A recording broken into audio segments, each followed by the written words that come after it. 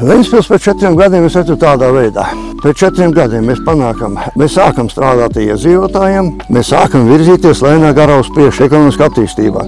Un galvenais iesaistot visus pilsētas iedzīvotājus, uzklausot viņu vēlmes, viņu gribu, ko viņi grib redzēt, un sākam strādāt pie pilsētas ekonomiskā attīstības projekta. Pēc 10 gadiem mēs būsim panākuši pilsētas uzplaukumu, atgriezīsies atpakaļ mūsu cilvēki, pilsētu vairāk nepazīsim, pilsēta būs vēl vairāk sakoptāta, attīstītāka ekonomiskā ziņā.